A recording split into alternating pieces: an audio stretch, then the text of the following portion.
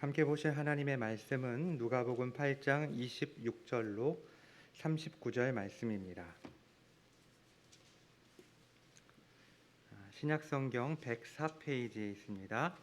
누가복음 8장 26절로 39절 말씀입니다.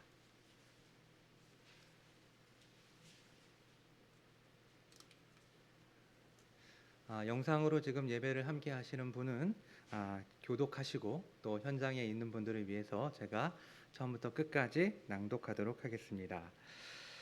그들이 갈릴리 맞은편 거라사인의 땅에 이르러 예수께서 육지에 내리심에 그 도시 사람으로서 귀신 들린 자 하나가 예수를 만나니 그 사람은 오래 옷을 입지 아니하며 집에 거하지도 아니하고 무덤 사이에 거하는 자라. 예수를 보고 부르짖으며 그 앞에 엎드려 큰 소리로 불러 이르되 지극히 높으신 하나님의 아들 예수여, 당신이 나와 무슨 상관이 있나이까? 당신께 구하노니 나를 괴롭게 하지 마옵소서 하니, 이는 예수께서 이미 더러운 귀신을 명하사 그 사람에게서 나오라 하셨습니다. 귀신이 가끔 그 사람을 붙잡음으로 그를 쇠사슬과 고랑에 매어 지켰으되 그 맨 것을 끊고 귀신에게 몰려 광야로 나갔더라. 예수께서 내 이름이 무엇이냐 물으신즉 이르되 군대라 하니, 이는 많은 귀신이 들렸습니다. 무적행으로 들어가라 하지 마시기를 간구하더니 마침 그곳에 많은 돼지떼가 산에서 먹고 있는지라. 귀신들이 그 돼지에게로 들어가기 허락하심을 간구하니 이에 허락하시니 귀신들이 그 사람에게로 나와 돼지에게로 들어가니 그 떼가 비탈로 내리달아 호수에 들어가 몰사하거늘 치던 자들이 그 이루어진 일을 보고 도망하여 성내와 마을에 알리니 사람들이 그 이루어진 일을 보러 나와서 예수께 이르러 귀신 나간 사람이 옷을 입고 정신이 온전하여 예수의 발치에 앉아 있는 것을 보고 두려워하거늘 귀신 들렸던 자가 어떻게 구원받았는지를 본 자들이 그들에게 이르매 거라사인의 땅 근방 모든 백성이 크게 두려워하여 예수께 떠나시기를 구하더라. 예수께서 배에 올라 돌아가실새 귀신 나간 사람이 함께 있기를 구하였으나 예수께서 그를 보내시며 이르시되 집으로 돌아가 하나님이 내게 어떻게 큰 일을 행하셨는지를 말하라 하시니 그가 가서 예수께서 자기에게 어떻게 큰 일을 행하셨는지를 온 성내에 전파하니라. 아멘. 지난 시간 우리는 마태복음 12장 38절로 45절 말씀을 가지고 악하고 음란한 세대가 맞이하게 될 그 결말이 무엇인지를 함께 살펴보았습니다. 기적을 경험하고도 예수님을 인정하지 않는 사람, 놀라운 기적을 목격했음에도 불구하고 예수님을 믿지 않는 사람은 예수님을 만나기 이전보다 더 비참한 운명을 맞게 될 것이라는 교훈을 우리는 지난 시간 함께 나누었습니다. 그리고 오늘 우리는 누가복음 8장 26절로 39절에 기록된 예수님께서 군대의 귀신을 쫓아내는 이야기를 가지고 함께 은혜를 나누려고 합니다. 그러나 사실 지난 시간 우리가 나눴던 이야기와 그리고 또 오늘 우리가 다루려고 하는 이 이야기 사이에는 굉장히 많은 일들이 있습니다. 제가 점프를 한 거예요. 이 사이에는 예수님의 가족들이 예수님을 찾으러 온 이야기, 또 예수님께서 천국의 비밀, 천국의 비유를 말씀해 주신 이야기, 그리고 갈릴리 바다를 잠잠케 하신 이야기 등 다양한 이야기들이 이 사이에 사실 존재하고 있습니다. 사실 우리가 지금 함께 나누고 있는 예수님의 행적 시리즈의 설교는 예수님의 공생애를 최대한 시간적인 순서대로 재구성하는 것이 1차 목표입니다. 하지만 사복음서를 가지고 정확하게 연대기 순으로 예수님의 공생애를 다시 한번 정리하는 것은 불가능합니다. 왜 그럴까요?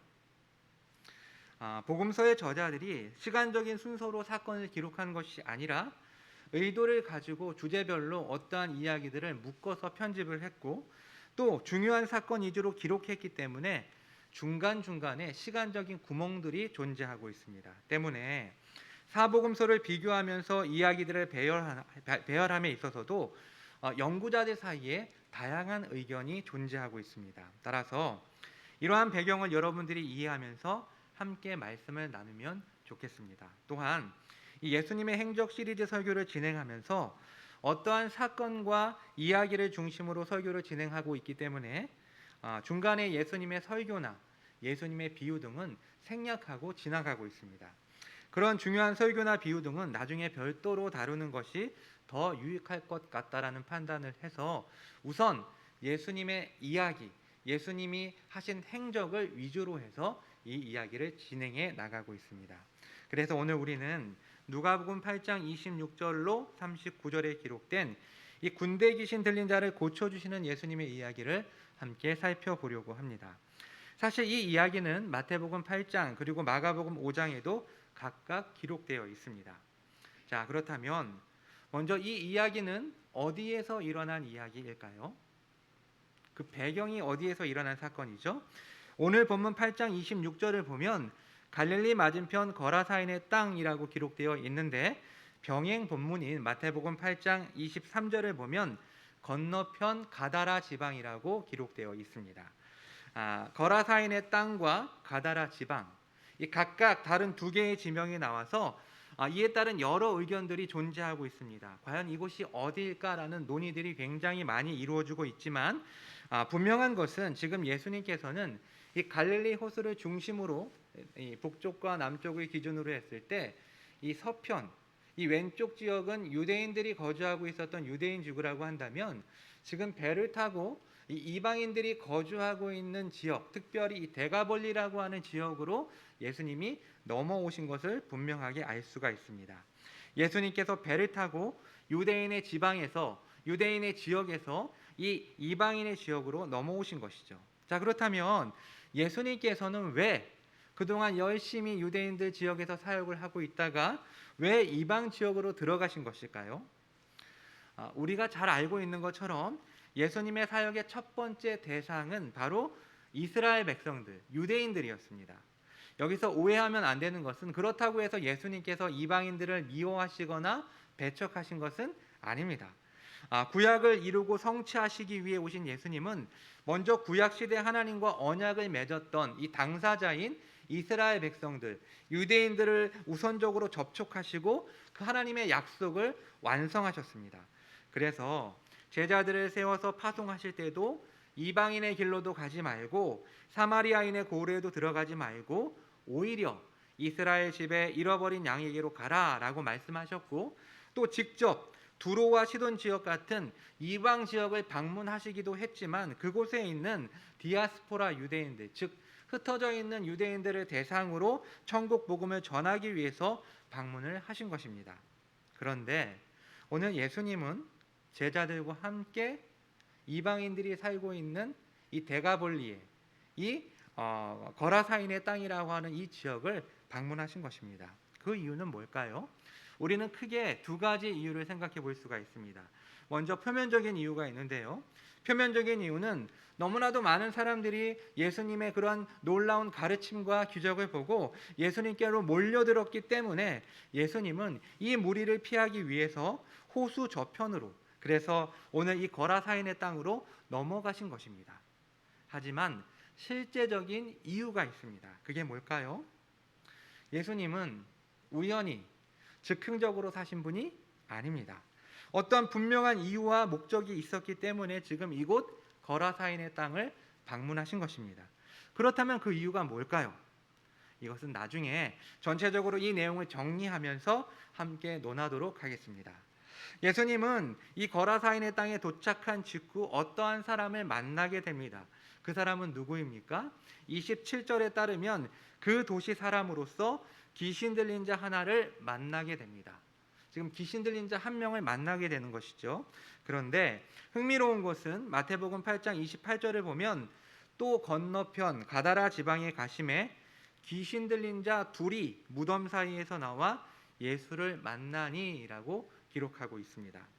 오늘 누가복음 본문과 이 마가복음은 귀신 들린 자를 한 명 만났다라고 기록하고 있고 또 마태복음은 두 명을 만났다라고 기록하고 있는 것입니다. 뭐가 사실일까요? 예수님은 과연 몇 명의 귀신 들린 자를 만난 것일까요? 아마 실제로는 두 명이 있었던 것 같습니다. 그런데 귀신 들린 자 가운데 한 명이 극심하게 광포했기 때문에 마가와 누가는 이 한 사람만을 언급했고 마가는 실제 두 사람을 마태는 실제로 두 사람을 언급함으로 예수님의 능력을 강조하신 것 같습니다. 어쨌든 중요한 것은 예수님께서 이 거라사인의 땅에 도착해서 더럽고 흉악한 귀신에 사로잡힌 한 인생을 만났다라는 것입니다. 자, 그렇다면 이 귀신 들린 자의 상태는 어떠한 상태였습니까? 한번 27절 말씀을 보겠습니다. 우리가 좀 조용히 한번 읽어보도록 할게요. 27절. 예수께서 육지에 내리심에 그 도시 사람으로서 귀신 들린 자 하나가 예수를 만나니 그 사람은 오래 옷을 입지 아니하며 집에 거하지도 아니하고 무덤 사이에 거하는 자라. 예, 이렇게 지금 기록을 하고 있습니다. 그런데 마가복음 5장 3절로 5절은 이 사람에 대해서 좀 더 구체적으로 설명을 하고 있습니다. 한번 찾아볼까요? 마가복음 5장 3절로 5절입니다. 신약성경 60페이지에 있습니다. 조용히 같이 한번 읽어보겠습니다. 그 사람은 무덤 사이에 거처하는데 이제는 아무도 그를 쇠사슬로도 맬 수 없게 되었으니 이는 여러 번 고랑과 쇠사슬에 매었어도 쇠사슬을 끊고 고랑을 깨뜨렸음이러라. 그리하여 아무도 그를 제어할 힘이 없는지라. 밤낮 무덤 사이에서나 산에서나 늘 소리를 지르며 돌로 자기의 몸을 해치고 있었더라. 말씀에 따르면 이 귀신 들린 자는 지금 옷을 입고 있지 않았습니다. 즉 정상적인 수치심을 느끼지 못했고 또 정상적인 사람이 거주하는 집이 아닌 무덤 사이에 살고 있었습니다.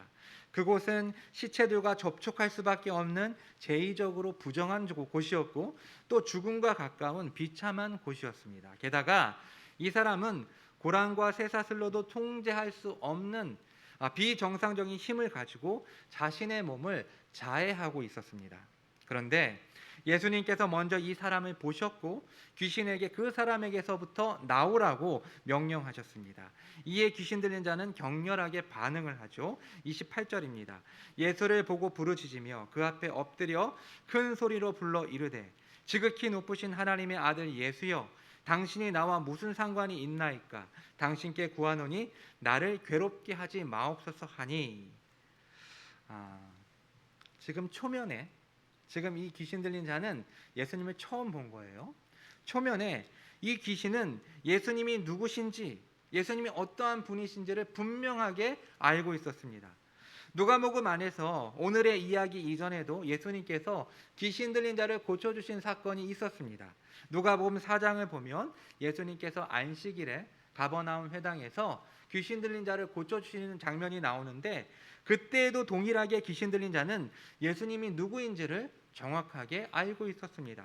나는 당신이 누구인 줄 아노니 하나님의 거룩한 자니이다. 하나님의 거룩한 자니이다 라고 귀신은 정확하게 예수님이 하나님으로부터 온 특별한 존재라는 것을 인지하고 있었습니다. 그럼 오늘 이 귀신 들린 자는 예수님을 향해서 뭐라고 외쳤습니까? 지극히 높으신 하나님의 아들 예수여 라고 말하고 있습니다. 정확하게 예수님의 이름과 예수님의 신분에 대해서 알고 있었던 것입니다. 사실 이러한 장면은 굉장한 아이러니입니다. 왜 그럴까요? 오늘 이야기가 일어나기 바로 직전 예수님과 제자들은 이 지역으로 건너오기 위해 배를 타고 갈릴리 호수를 건너고 있었습니다. 그런데 때마침 광풍이 불어서 배가 위태롭게 되자 제자들은 호들갑을 떨면서 주무시고 있던 예수님을 깨웠고 예수님께서 바람과 물결을 꾸짖자 풍랑이 멈췄습니다. 그때 제자들이 뭐라고 이야기했습니까? 25절입니다. 제가 읽어드리겠습니다. 제자들에게 이르시되 너희 믿음이 어디 있느냐 하시니 그들이 두려워하고 놀랍게 여겨 서로 말하되 그가 누구이기에 바람과 물을 명하매 순종하는가 하더라. 그가 누구이기에. 지금 예수님의 제자들은 적어도 최소한 1년 이상을 예수님과 함께 동고동락하면서 예수님께서 베푸시는 가르침을 들었고 예수님께서 보여주시는 그런 이적을 이미 보았습니다. 그리고 자신의 눈앞에서 예수님이 명령하시자 이 폭풍과 바람이 잦아드는 것을 멈추는 것을 목격했습니다.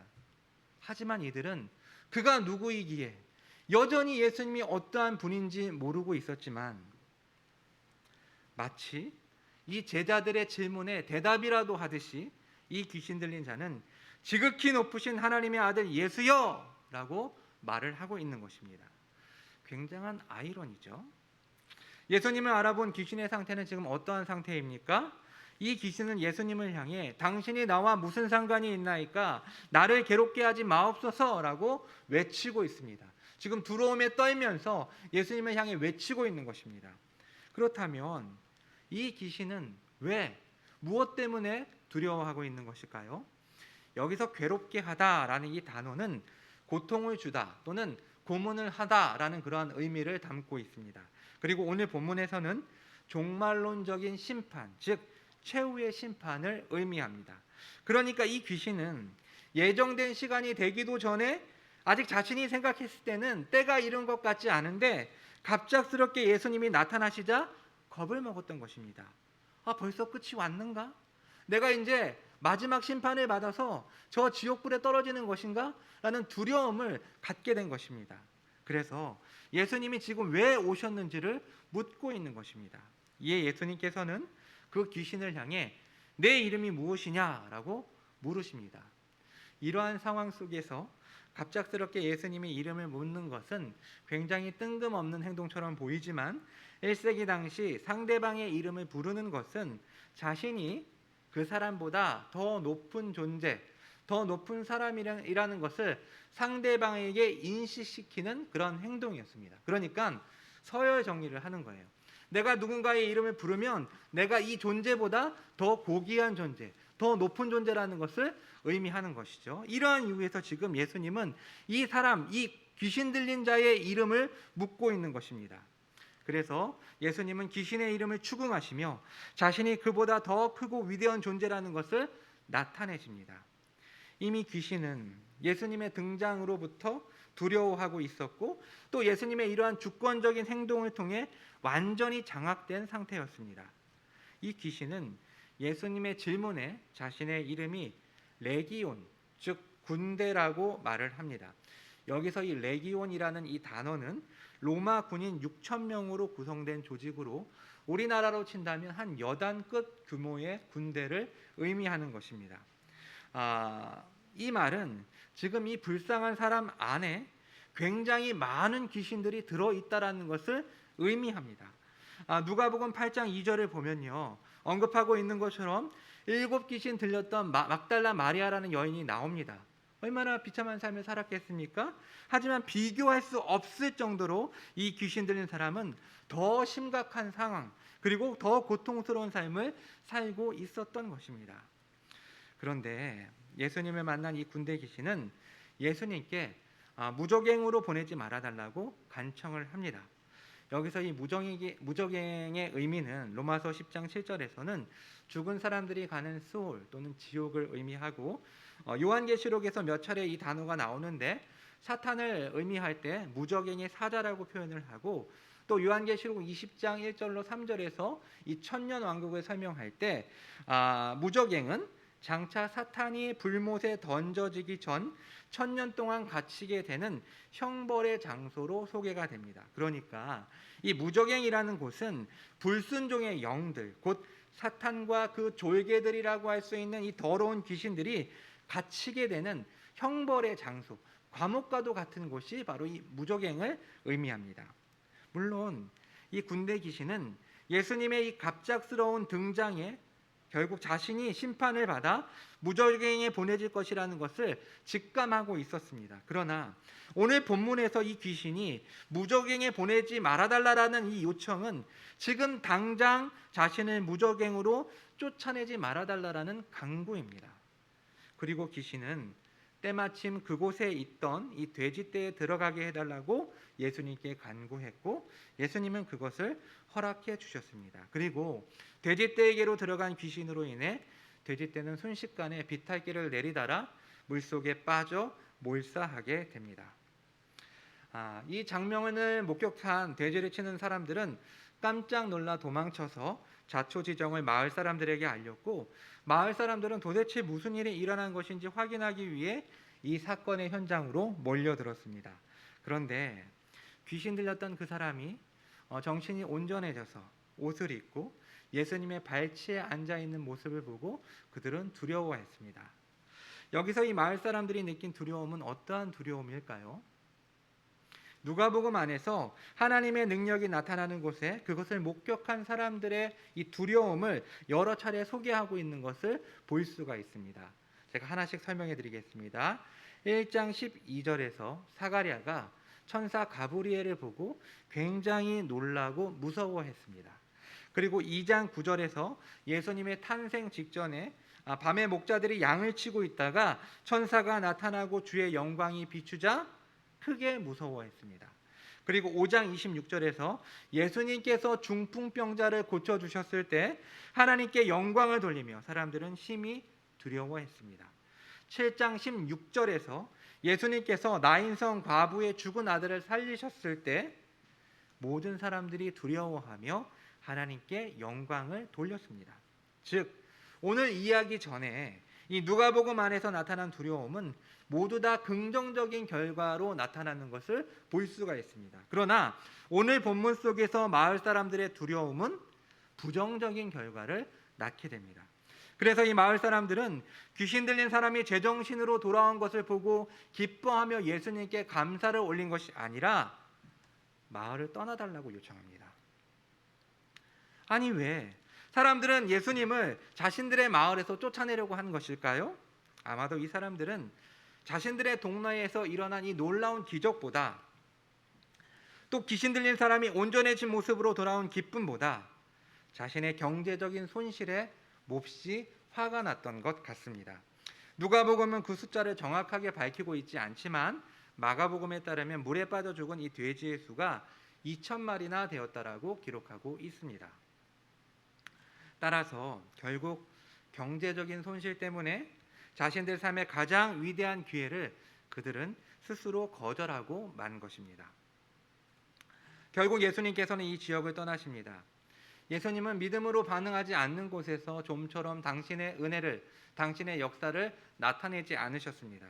예수님은 자신을 믿고 의지하는 자들에게는 자신의 은혜를 보이시고 또 그들의 소원을 들어주셨지만 거부하고 무시하는 사람들에게는 당신의 능력을 나타내지 않으셨습니다. 마태복음 13장 58절을 보면 고향이라고 할 수 있는 나사렛에서 사람들이 믿지 않았기 때문에 거기에서 많은 능력을 행하지 않으셨다라고 말씀하고 있습니다. 이제 오늘 이야기의 마지막입니다. 이제 이 귀신으로부터 자유로워진 사람, 귀신으로부터 풀려난 이 사람은 예수님과 함께 있기를 요청했습니다. 이 사람의 반응은 지극히 자연스럽고 당연합니다. 그렇죠. 예수님께서 자신을 고쳐주셨기 때문에, 예수님께서 자신을 온전하게 해주셨기 때문에 너무나 감사해서 예수님을 따르는 제자가 되고 싶었던 것입니다. 그러나 예수님은 그의 요청을 거절하시고 집으로 돌아가라고 말씀하십니다. 예수님께서 이러한 조치를 취하신 이유를 우리는 두 가지로 생각해 볼 수가 있습니다. 첫 번째는요, 39절에서 말씀하고 있는 것처럼 예수님은 이 온전해진 사람을 향해 집으로 돌아가 하나님이 너에게 어떻게 큰 일을 행하셨는지를 말하라 라고 말씀하고 있습니다. 그런데 놀라운 것은요, 39절의 이 마지막 부분에서 이 사람은 그가 가서 예수께서 자기에게 어떻게 큰 일을 행하셨는지를 온 성내에 전파했다라고 기록하고 있어요. 이 차이점을 아시겠습니까? 예수님은 분명히 하나님이 내게 어떻게 큰 일을 행하셨는지를 말하라라고 명령을 하셨는데 이 사람은 예수께서 자기에게 어떻게 큰 일을 행하셨는지를 온 성내에 전파했던 것입니다. 분명히 예수님은 하나님의 큰 일을 말하라라고 말씀하셨지만 명령하셨지만 이 사람은 예수님의 큰 일을 사람들에게 전파한 것입니다. 이것은 곧 예수님은 자신이 한 일이 하나님의 보냄을 받아 하나님의 뜻을 이룬 것임을 말씀하는 것이고, 이 귀신으로부터 자유함을 얻은 사람은 이 하나님의 역사가 결국 예수님의 역사라는 것을 분명하게 알게 된 것입니다. 이 기적을 경험한 이 사람은 놀라운 깨달음을 얻게 된 것이죠. 여기서 우리는 서두에서 던졌던 질문에 대한 답을 찾게 됩니다. 예수님은 왜 이 이방 지역을 방문하신 것일까요? 표면적인 이유가 있습니다. 표면적인 이유는 놀라운 가르침과 기적을 보고 사람들이 예수님께로 몰려들자 그 사람들을 피하기 위해서 배를 타고 이방 지역인 이 거라사인의 땅으로 온 것입니다. 하지만 실제적인 이유가 있습니다. 그것은 무엇일까요? 바로 이 사람을 만나기 위해서 예수님은 배를 타고 이 거라사인의 땅에 오신 것입니다. 이 불쌍하고 안타까운 인생, 살았지만 살아있는 것이 아닌 더러운 악령에 사로잡혀 불쌍한 인생, 비참한 인생을 살고 있는 이 영혼을 구원하시기 위해 배를 타고 이 거라사인의 땅에 도착하신 것입니다. 이것이 하나님의 뜻이었고 예수님은 순종하여 이곳에 오셔서 이 불쌍한 사람을 구원해 주신 것입니다. 물론 아직까지 이방인들에게 본격적으로 복음이 전해지는 시기는 아닙니다. 하지만 오늘 예수님을 통해 구원받은 이 사람은 최초의 이방인 선교사가 되어서 자신의 집으로 돌아가 자신의 삶의 터전으로 돌아가 온 성내에 예수님을 전파하게 됩니다. 그리고 예수님이 이 사람에게 집으로 돌아가라고 말씀하신 두 번째 이유는 아마도 이 사람이 이방인이었기 때문일 것입니다. 물론 아까도 이야기를 했지만 예수님은 이방인을 미워하거나 싫어하거나 배척하신 것이 아닙니다. 하지만 예수님은 단계적으로 사역을 진행하고 계셨고 먼저 이스라엘 사람들에게 복음을 전하고 있었던 상황이었기에 함께 식사도 할 수 없는 이방인을 데리고 다니는 것은 당시로서는 불가능했습니다. 그러나 오늘 이 사건을 통해 예수님은 이방인 선교의 씨앗을 보여주십니다. 그리고 사도행전을 통해서 알 수 있는 것처럼 구체적으로 이방 선교가 이루어지는 것은 오순절 성령 강림 이후에 예수님의 제자들, 오늘 이 사건을 목격했던, 오늘 이 사건을 기록한 이 제자들에 의해서 이루어지게 됩니다. 이제 말씀을 정리하도록 하겠습니다. 예수님은 이방 지역인 이 거라사인의 땅에 건너가셨습니다. 물론 방금 전에도 말씀드린 것처럼 표면적인 이유는 지나치게 사람들이 몰려들었기 때문에 그 사람들을 피하기 위해서 호수를 건너신 것입니다. 그러나 예수님이 이 거라사인의 땅에 오신 실제적인 이유가 있습니다. 그것은 바로 한 영혼을 구원하기 위함입니다. 그런데 많은 사람들이 예수님의 이 행보에 의문을 제기합니다. 한 사람을 구하기 위해서 다수의 사람들이 배를 타고 풍랑이 있는 이 위험천만한 이 여정을 계획을 하다니, 한 사람을 구원하기 위해 2,000마리나 되는 돼지떼가 몰살당함으로 굉장히 큰 경제적인 손실이 일어나게 되었는데 이런 일을 하다니, 그리고 물론 이 사람이 구원을 받아서 자신의 집으로 돌아가 예수님을 증거했지만 그에 대한 아무런 결과도 성경 속에서는 발견할 수가 없습니다. 어떤 열매가 나타났다라는 기록이 없어요. 결국 나타난 이 모든 결과들을 통해서 사람들은 예수님의 이 사역이 비효율적이고 굉장히 부당하다라고 이야기를 합니다. 비효율적인 것은 알겠죠. 왜 부당하다고 이야기를 할까요? 이 한 사람 때문에 어떤 사람이 굉장히 큰 손실을 봤다라는 거예요. 그렇기 때문에 부당한 사건이라고 생각을 하는 것이죠. 여러분은 어떻게 생각하십니까? 원칙적으로 말한다면 오늘 이 이야기는 성경에 기록되어 있습니다. 물론 분량의 차이는 있지만 마태복음도 마가복음도 그리고 오늘 본문 이 누가복음도 이 사건을 기록하고 있습니다. 아시다시피 성경은 예수님의 삶과 사역 가운데 정말 중요한 사건들을 선별해서 기록하였습니다. 요한복음 20장 30절을 보면 예수께서 제자들 앞에서 이 책에 기록되지 아니한 다른 표적도 많이 행하셨으나 라고 말씀을 하고 있고, 우리가 잘 알고 있는 찬송가 304장 그 크신 하나님의 사랑이라는 그 찬송의 가사를 보면 3절에 하늘을 두루마리 삼고 바다를 먹물 삼아도 하나는 하나님의 사랑 다 기록할 수 없겠네 라고 기록하고 있습니다. 무슨 말입니까? 오늘 이 사건은 셀 수 없이 많은 예수님의 삶과 사역 가운데 정말 중요한 사건이고 오늘 본문을 통해 예수님은 우리에게 분명하게 말씀하고 있다는 것입니다. 여러분, 그렇다면 그 메시지는 과연 무엇일까요? 정말로 이 이야기는 사람들이 말하는 것처럼 비효율적이고 부당한 이야기입니까? 우리는 성경의 다른 본문 속에서 우리가 찾으려고 하는 동일한 예수님의 메시지를 발견할 수가 있습니다. 누가복음 15장입니다. 한번 찾아볼까요? 누가복음 15장을 보면 우리가 너무나도 잘 알고 있는 세 가지의 예수님의 비유가 나옵니다. 물론 넓은 의미에서 이 세 가지 비유 모두가 오늘 본문과 동일한 메시지를 주고 있지만 특별히 그 가운데 우리는 첫 번째 비유를 주목해서 살펴보고자 합니다. 3절로 7절까지의 내용인데요. 제가 한번 읽어보겠습니다. 예수께서 그들에게 이 비유로 이르시되 너희 중에 어떤 사람이 양 100마리가 있는데 그 중에 하나를 잃으면 99마리를 들에 두고 그 잃은 것을 찾아내기까지 찾아다니지 아니하겠느냐. 또 찾아낸즉 즐거워 어깨에 메고 집에 와서 그 벗과 이웃을 불러 모으고 말하되 나와 함께 즐기자.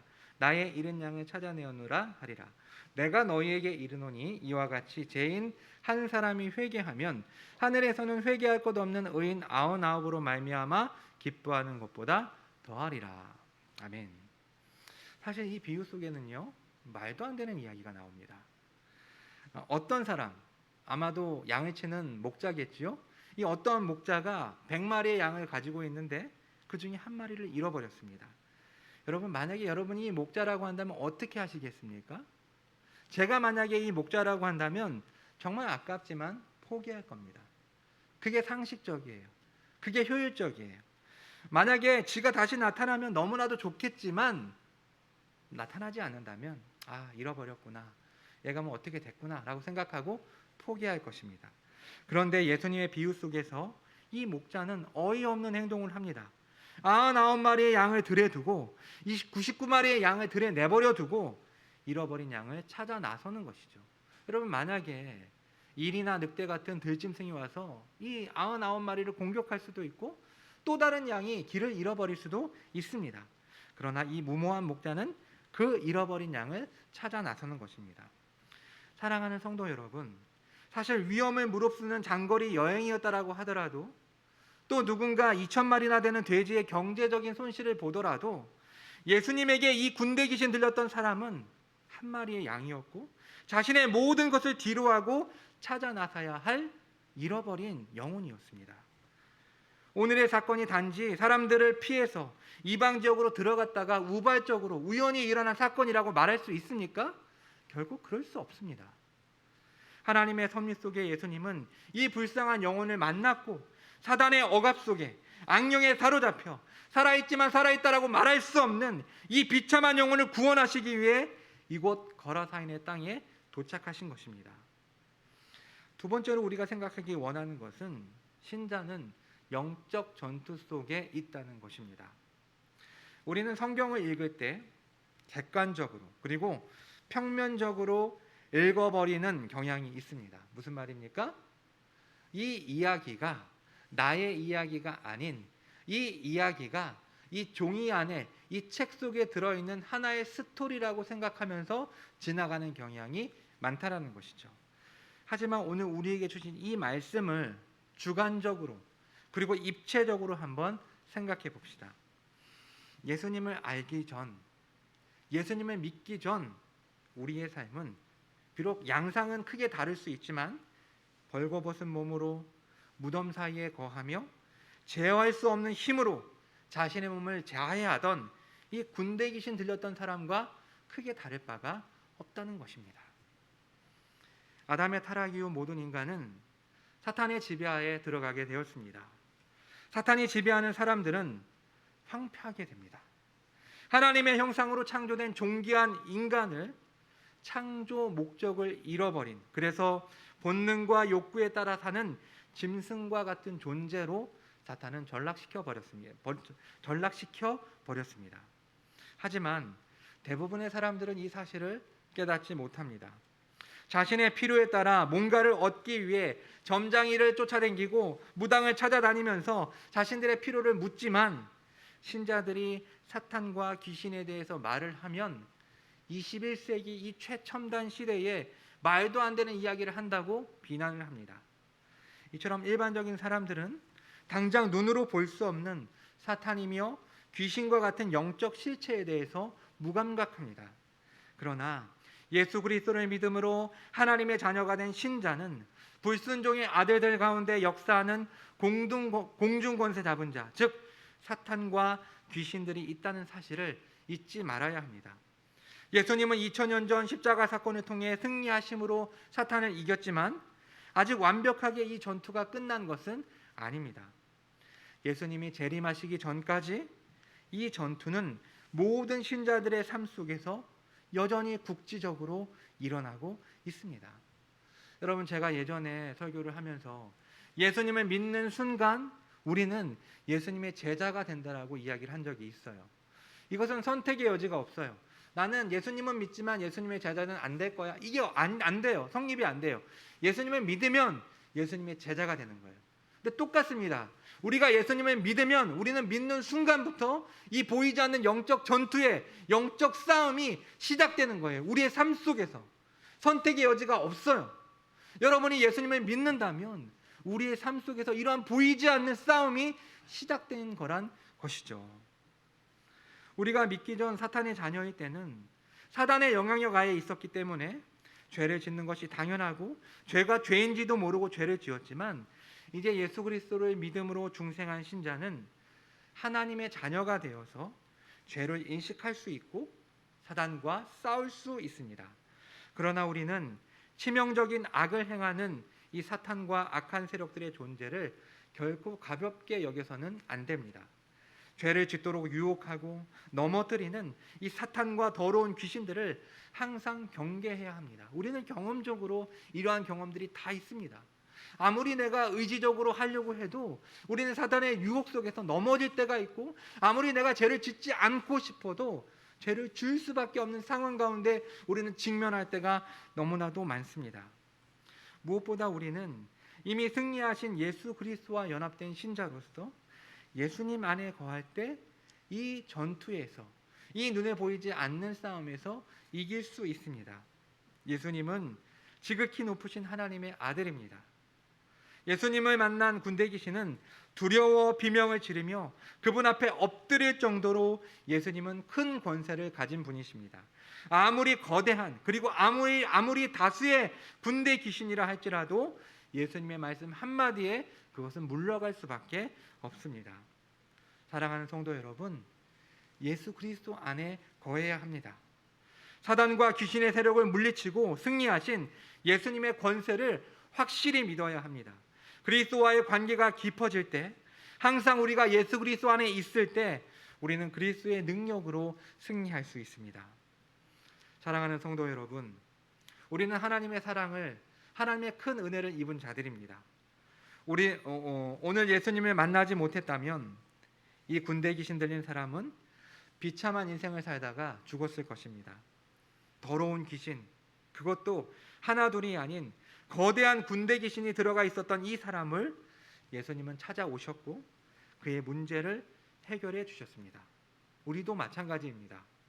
주님께서 먼저 우리를 찾아오시고 우리를 불러주시지 않았다면 우리는 인간이 만들어진 목적을 상실하고 자신의 만족을 추구하며 짐승과 같이 본능과 욕구를 충족시키는 삶을 살았을 것입니다.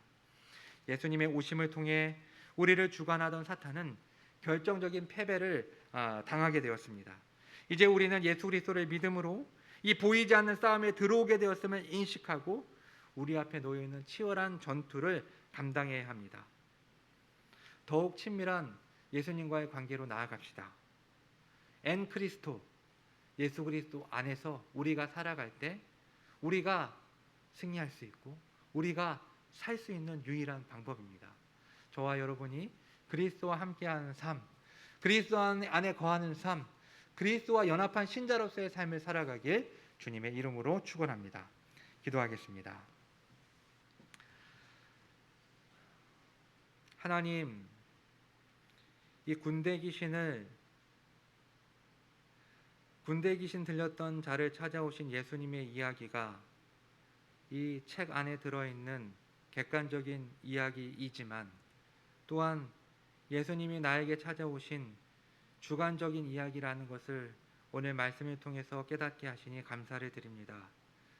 하나님, 우리를 찾아오신 그 하나님의 은혜에 우리가 감사하고 예수 그리스도를 믿음으로 시작된 이 보이지 않는 싸움에서 우리가 우리의 힘과 우리의 능력을 의지하며 살아가는 것이 아니라 하나님 아버지 믿지 않는 사람과 방불하여 그냥 무의식적으로 감각 없이 살아가는 것이 아니라 항상 깨어서 그리스도 안에 거함으로 이 보이지 않는 싸움에서 승리하는 우리 베샬롬의 모든 권속들이 될 수 있도록 은혜를 베풀어 주시옵소서.